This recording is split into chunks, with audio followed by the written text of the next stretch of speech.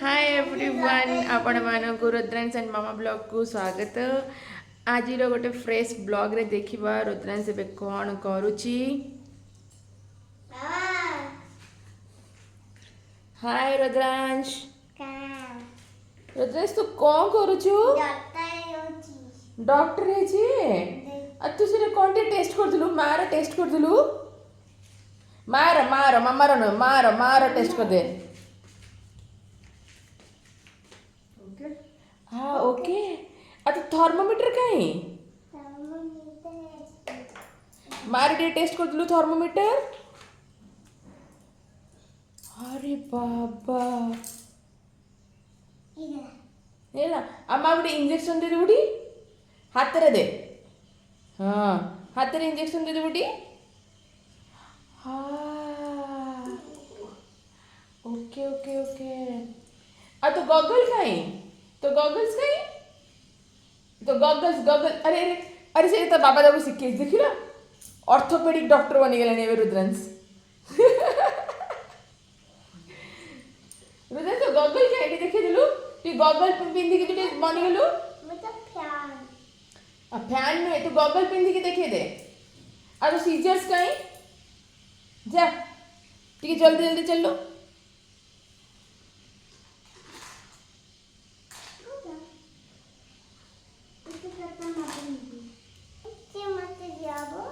ओ तो केमती पिंदी जान पारनु। हाँ देख एबे पिन दे अरे रुद्रांश पिन देला। एबे तो स्टेथोस्कोप आन देलु। हाँ लगे दे।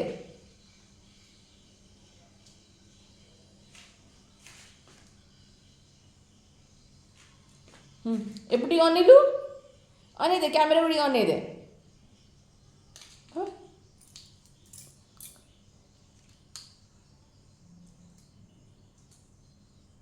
तू एपटू कैमेरा को अने दूनु आ पुणी से गला देखु से गला पुणी थे ओके ओ से मामा आड़ के आस बाबा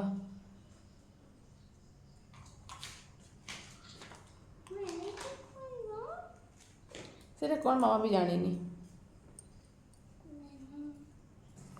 हाँ अब मैं देखी तो आम रोसे कौन चली आज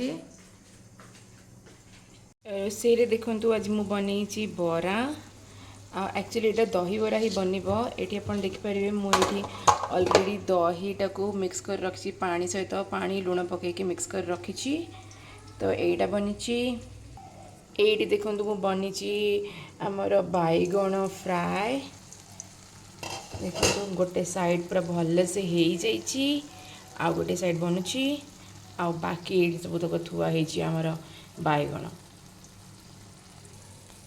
ये आप देखिपे आम अग्नि को भी पूजा करूँ माँ आमर सबुदिन अग्नि को कहते मैंने पूजा हुए अग्नि को तो सहीटा भी चली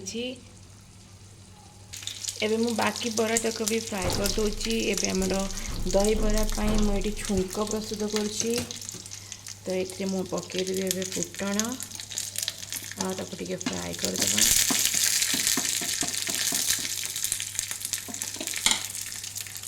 फ्राए कर दूची बैगपटे बरा गुड़ाक भी आम उल्टे दूची मु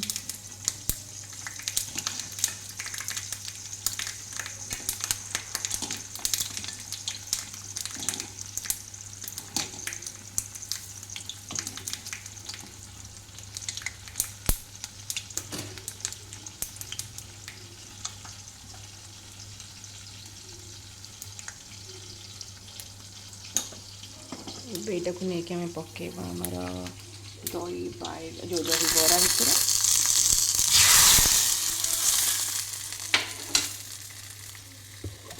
भलसे घोड़ेदवा एवं बाकी बैगण तक भी फ्राए में पकई देती भलसे फ्राए कर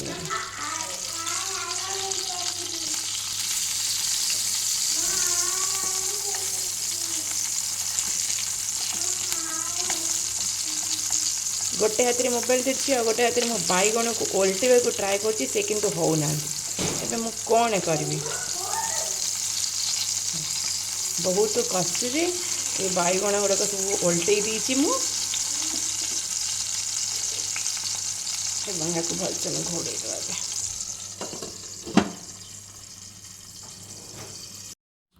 आज लंच मेन्यूटी प्रस्तुत हो जाए तेणु मु रुद्रांश बाड़ी दूची बाड़ी रखी मु राइस तापर रही डाली ता सहित रही बैगण भजा आउ भेंडी भजा एवं ता सहित रही दही बैगण। जदि आपण को आज ब्लॉगटी भल लगी देन चैनल टी को सब्सक्राइब करूँ, ए वीडियो टी को लाइक करूँ और शेयर करूँ। Thank you for watching.